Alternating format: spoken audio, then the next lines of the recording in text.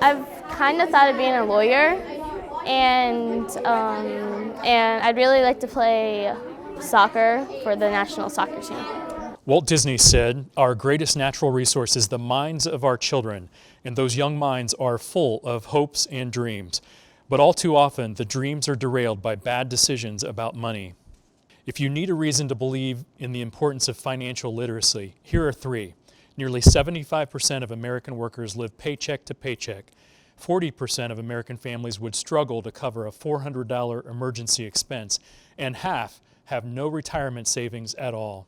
I remember going to college and getting a credit card and then racking up $1,400 on my credit card, which took me forever to pay off. The memory of the stress of that is still vivid for Ann Kroger. She teaches third grade language arts and social studies at Kilgore Elementary.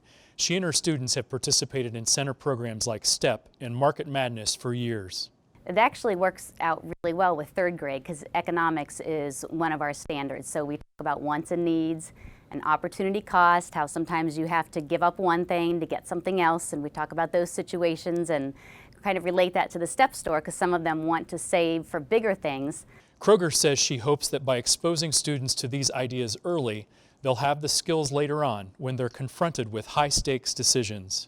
Starting this so young that once the students are driving and getting their own jobs, that they learn to think thoughtfully about how they're spending and saving their money. My hope for them in the future is that they take everything they learn from this great program and they know how to use money someday. They know how to save. They don't get themselves in trouble financially.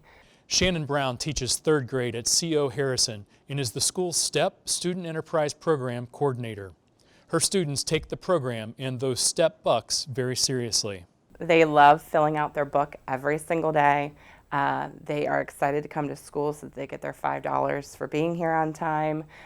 They really try hard for their good behavior. Their homework has improved drastically just because they want that $5.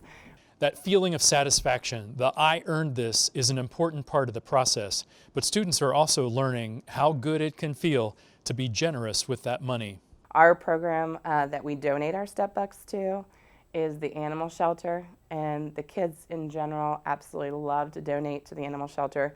So they're really, when they're at the STEP store, trying to think about, do I want to spend my money? Is that really important to me, or can I help an animal instead? Yeah, I mostly donate it all.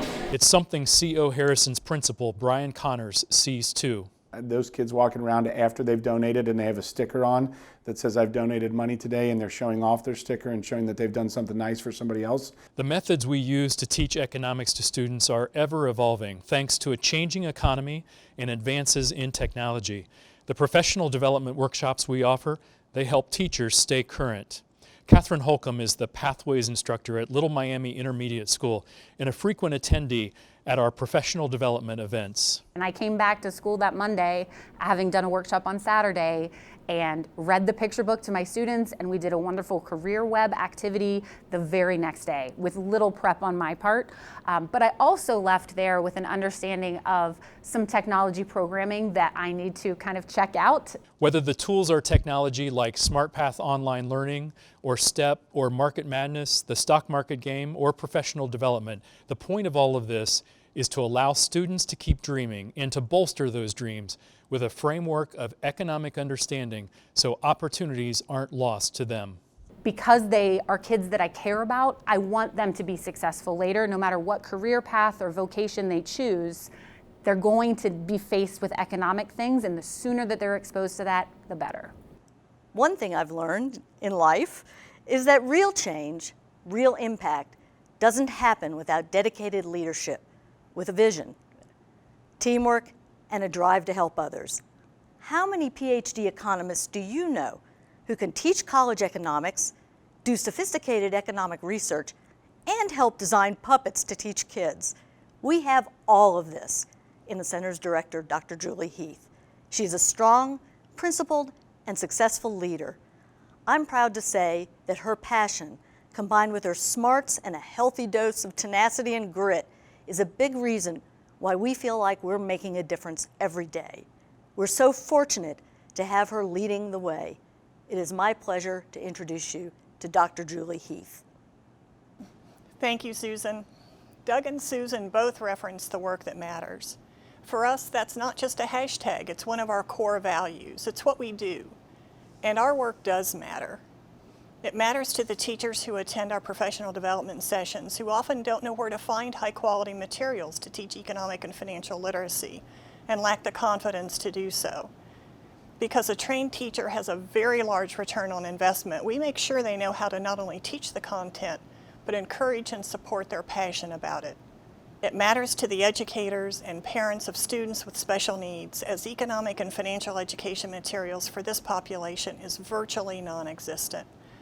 Our SmartPath platform and puppet videos provide an engaging way to reach these children with the information they need to be more independent and the ability to protect themselves from those who would take advantage due to a lack of understanding. Our work matters to our community's children because in giving them an opportunity to make decisions about earning, spending, saving, and donating money in a safe space, we're giving them the confidence to make these same decisions in the real world, a world where one bad decision could be a life forever lost.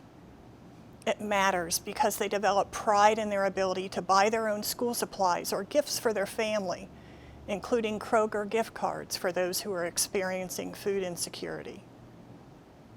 It matters because we give them the opportunity to experience that heart and soul expanding feeling that comes from giving to others. Our work particularly matters to children of color and low-income children, only 4% of whom are in an educational environment where they receive personal finance lessons.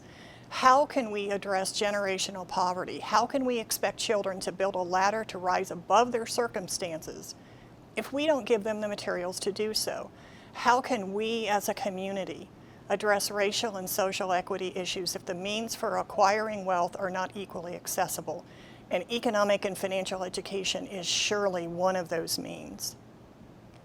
Our research work matters to organizations like Doane High School, who was able to use our analysis to articulate the impact of their efforts to get at-risk individuals a high school degree. Doane leveraged that analysis to raise almost $200,000 to equip their students with computers so they could do remote learning. Our work matters to our community and organizations like the African American Chamber of Commerce, who partnered with us to complete the nation's first study of the impact of Black-owned businesses on a metro area. Our work matters to our community and organizations like the Women's Fund, who partnered with us on a study to articulate the lack of labor market mobility for Black women in our region. Again, highlighting the need for solid empirics to inform the most critical discussions we're having as a community. This is what we do, the work that matters. One business, one nonprofit, one teacher, and one child at a time.